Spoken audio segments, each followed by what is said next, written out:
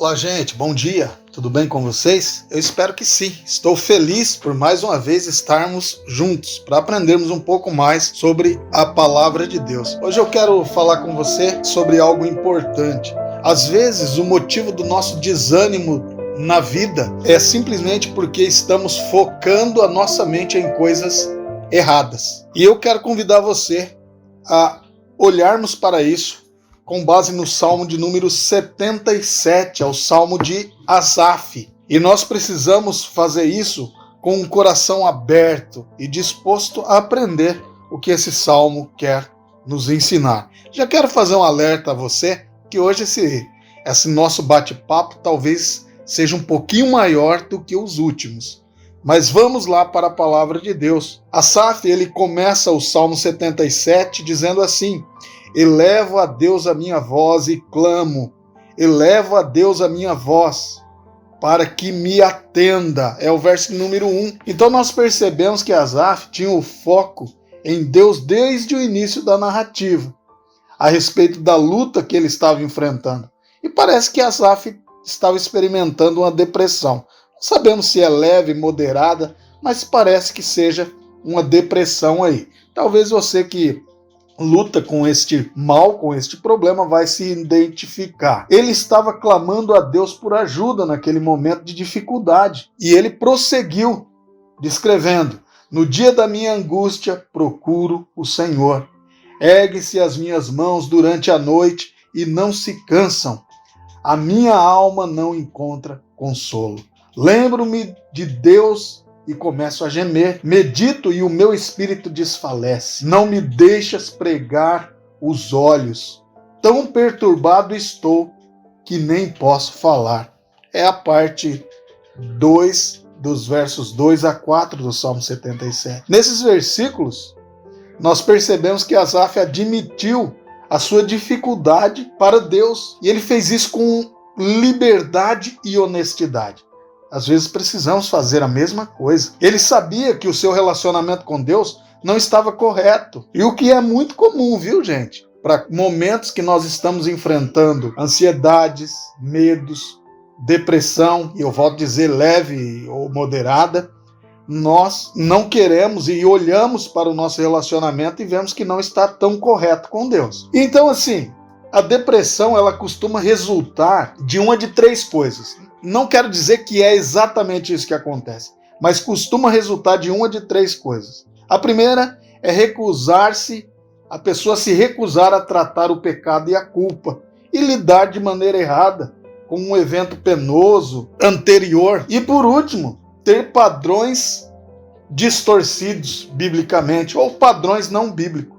Então essas três possibilidades podem estar presentes numa possível depressão, numa pessoa que está se sentindo depressiva. E como resultado, quando o indivíduo está em meio a essa depressão, ele costuma não querer conversar sobre Deus ou qualquer aspecto bíblico, porque ele percebe que o problema implícito em seu coração reside nisto. Quando pensa em Deus, isso o incomoda, como aconteceu com Asaf. Asaf admitiu a sua dificuldade e então continuou sendo aberto e honesto com Deus sobre o que sentia. Ele não parou, ele viu que ele tinha problema, ele viu que ele estava num problema, mas ele admitiu isso abertamente e ele não parou por aí. Ele seguiu dizendo: penso nos dias de outrora, trago à lembrança os anos dos tempos passados. De noite indago o meu íntimo e o meu espírito pergunta: será que o Senhor nos rejeitará para sempre? Acaso não voltará a ser propício? Cessou perpetuamente a sua graça?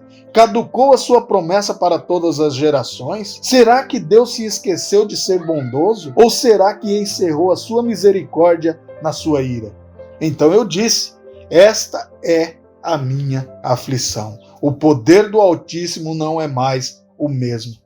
Olha a conclusão que Asaf chega, dos versos de 5 a 10. Olha a sinceridade do coração desse homem diante de Deus. Mas perceba que a sinceridade dele foi respeitosa e ele em nenhum momento fez isso em tom de acusação. Ele jamais demonstrou ira contra Deus. E então, depois de Asaf derramar o coração para Deus, ele agiu com resiliência e começou a ministrar a sua alma em vez de dar ouvidos a ela, porque a alma dele estava triste, a alma dele estava angustiada.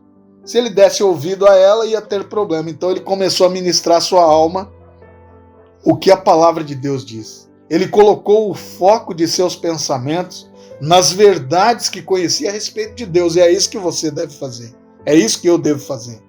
E olha só o que Asaf faz. Recordarei os feitos do Senhor. Certamente me lembrarei das tuas maravilhas da antiguidade. Meditarei em todas as tuas obras e pensarei em todos os teus feitos poderosos. O teu caminho, ó Deus, é de santidade. Que Deus é tão grande como o nosso Deus. Tu és o Deus que opera maravilhas, e entre os povos tem feito notório o teu poder.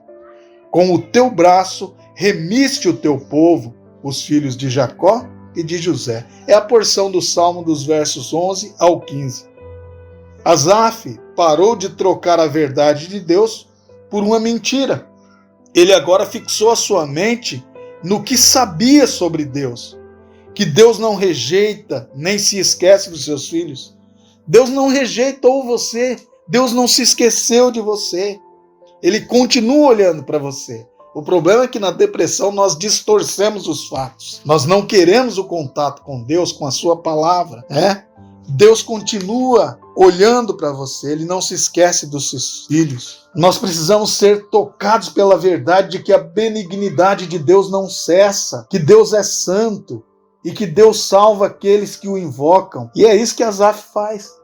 E ele ainda continuou direcionando os pensamentos de acordo com o que sabia sobre Deus. Olha a sequência do salmo. As águas te viram, ó Deus. As águas te viram e temeram. Até os abismos se abalaram.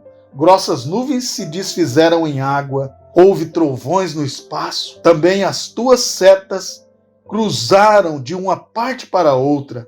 O estrondo do teu trovão ecoou na redondeza. Os relâmpagos iluminaram o mundo. A terra se abalou e tremeu. O teu caminho foi pelo mar. As tuas veredas passaram pelas grandes águas, mas ninguém encontrou as tuas pegadas. Teu povo tu o conduziste como um rebanho pelas mãos de Moisés e Arão. É a parte dos versos 16 ao 20 do Salmo 77. Asaf lembrou o que conhecia de Deus e, ao olhar para a criação ao seu redor, voltou a focar a mente no incrível poder de Deus. O poder de Deus deveria nos encorajar de forma extraordinária. O poder de Deus devia nos lembrar de que nós não fomos abandonados. Quando pensamos no que Deus pode fazer, no que Deus faz e no que Deus promete fazer por nós, deveríamos nos sentir encorajados e cheios de esperança.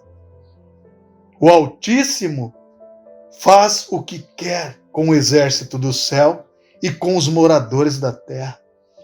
E não há quem possa deter a sua mão, nem questionar o que ele faz.